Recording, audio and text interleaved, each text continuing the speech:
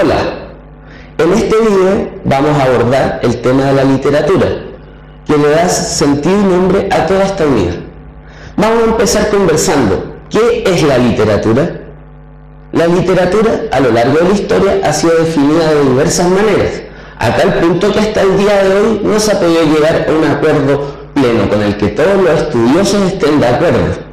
Sin embargo, podemos hacer una definición provisoria, una definición que nos sirva para saber al menos, más o menos de qué estamos hablando. La definición provisoria que vamos a utilizar es la de arte verbal. Tenemos por un lado el concepto de arte, que remite a técnicas expresivas que ocupa el ser humano para expresar sus sentimientos, sus pensamientos, sus opiniones, su manera de ver el mundo, la manera en la que se relaciona con sus pares, la manera en la que se relaciona con su época. Por el otro lado tenemos la noción verbal. ¿Verbal qué significa? Como explicamos al principio, el lenguaje verbal es aquella que utiliza palabras, que utiliza un sistema de signos articulados. ¿Qué significaría arte verbal entonces? Por un lado tenemos que las artes ocupan diferentes medios de expresión. Por ejemplo, la pintura ocupa la disposición de colores, de formas, dentro de una superficie, dentro de un lienzo. La escultura trabaja disponiendo un material en volumen. La danza trabaja ocupando el propio cuerpo humano para la expresión. La música ocupa sonidos y ocupa silencios. ¿Cuál es la especificidad del arte literario? Bueno, que ocupa como medio las palabras. De la misma manera, ¿cuál es la especificidad del texto literario en torno a las otras maneras del uso verbal?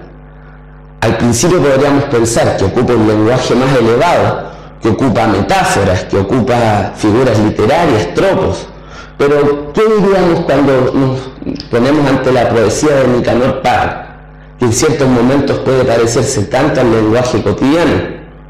O la poesía más actual de Claudio Bertoni, que en algunos momentos es simplemente poesía hablada, que no se diferencia en nada como nos relacionamos día a día. Lo que los teóricos han intentado responder a esto es que la especificidad del texto literario tiene que ver con un centramiento en la función poética del lenguaje, como ya lo vimos en la clase número 2.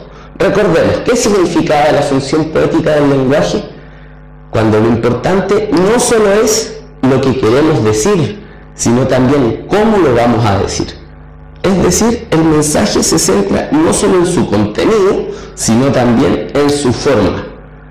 ¿Por qué? Porque de esta manera la transmisión del lenguaje produce en el receptor no solo una aceptación del contenido, sino que también, al verse obligado a pensar en la forma, en la manera en la que te lo están diciendo, la aceptación no es tan pasiva e inmediata.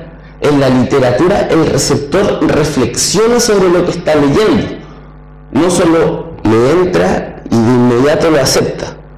Esto vendría a caracterizar el lenguaje literario. Los que lo entendidos le llaman la retoricidad del lenguaje literario.